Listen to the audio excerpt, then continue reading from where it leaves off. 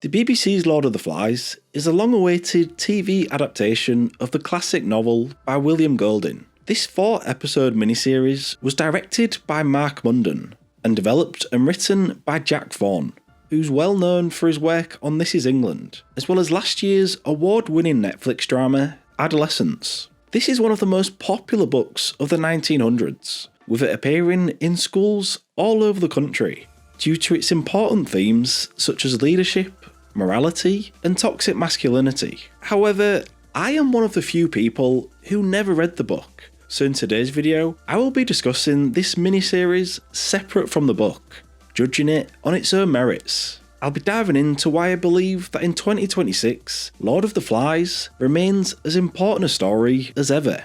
And just for a heads up, this discussion will contain major spoilers. So, as I'm sure most of you are aware, Lord of the Flies is a period piece set in the 1950s about a group of young boys who, after surviving a plane crash, find themselves stranded on a remote island, forced to fend for themselves. All adults died in the crash, leaving the boys in charge, with this story focusing on how they govern themselves in the bid to survive. Each episode gives extra focus to one of 4 characters: Piggy, Jack, Simon, and Ralph. Ralph is the group's leader, a young boy just trying to do the right thing. Piggy is the brains of the operation, and Ralph's right-hand man. Simon is a quiet and caring young boy who finds himself caught in the middle of tension between the group.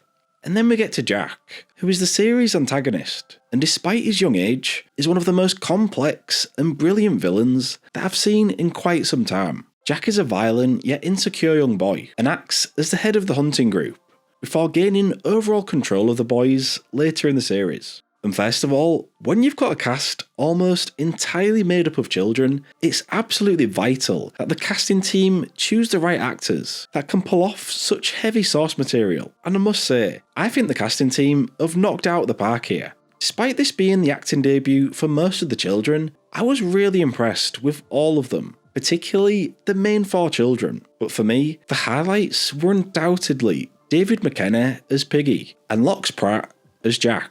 David McKenna as Piggy was able to convey such natural intelligence wonderfully, whilst fusing it with an almost motherly sense of care and affection for his fellow survivors, particularly the young uns. He seemed so much older than his tender years, but I fully bought him in the role. He was my favourite character by far, which made the events of the series even more impactful, but I'll talk more about that later on. My love for Piggy as a character was almost as strong as my hatred towards Jack, which does sound wrong considering he is just a child, but if you know the story of the Lord of the Flies, then you'll know exactly why. But a huge amount of credit needs to be given to Lox Pratt, as he was able to portray the complex and layered villain brilliantly, juggling the aggressive and charismatic sides of the character with the deeply insecure side. It felt like I was watching Draco Malfoy from Harry Potter, but dialed up a level. So when I found out that Lox Pratt is going to be playing Draco Malfoy in HBO's upcoming TV adaptation of the books, I was over the moon, as that is pitch perfect casting that I'm sure is going to crush.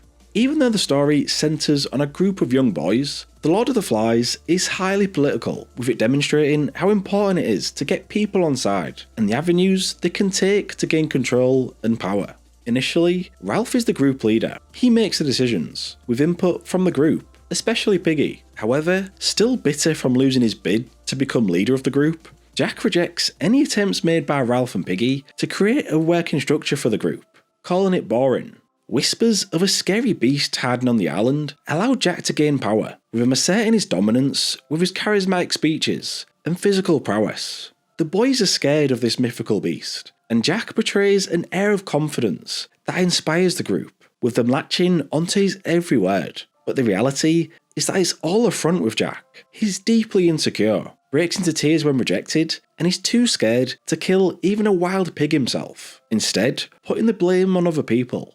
Whilst he may be physically strong, mentally, he's weak, a coward in fact, so he overcompensates massively. His ego is too fragile to allow the boys to see how Jack truly feels. It's all an act. There's constant tension between Ralph and Jack throughout the series, with Jack desperate to gain control of the group, After taking the boys to hunt a pig, including the boys that were meant to look after the signal fire, Jack returns to camp to see a nearby ship departing. Ralph blames Jack for the ship not being able to rescue them, due to the signal fire going out, which Jack could not handle. He can't take accountability for his actions, and deflects blame elsewhere. His ego will not allow him to be responsible for the failures, so he leaves the group and starts his own camp in anger.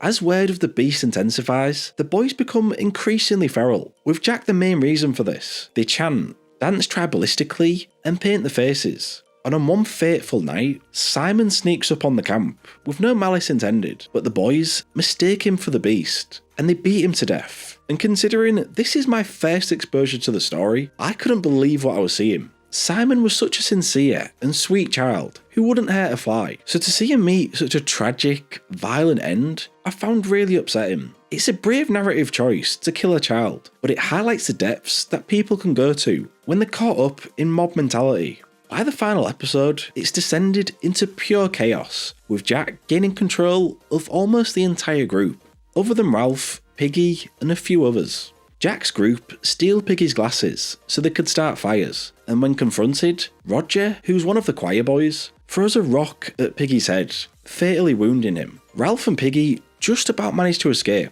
but the bleeding is heavy, and I knew that he didn't have much time left to live without immediate medical intervention. I knew it wasn't likely, but I was desperately hoping that somehow they'd be rescued, as I couldn't handle the thought of losing Piggy, not so quickly after the tragic loss of Simon. And fittingly, his final words are a dad joke, once again highlighting how despite being such a young boy, he was so much more mature than his tender years. And I won't lie, his death absolutely broke me. He was a beautifully written character, portrayed wonderfully by David McKenna. Without his performance, it wouldn't have had such an emotional impact on me, so he deserves a huge amount of credit.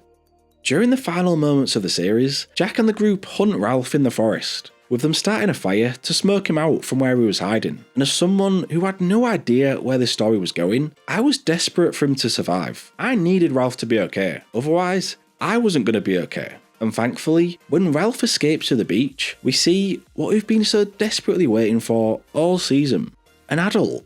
The smoke had brought attention to a nearby ship, with a naval officer perplexed at the actions of the young boys, claiming that it's not fitting of the British. And in one final test of character, once again, Jack shirks responsibility for his actions, hiding in the back, with Ralph willing to take the blame for the madness that's taken place. It's a bittersweet moment, but one that really stuck with me. Bravo to everyone involved.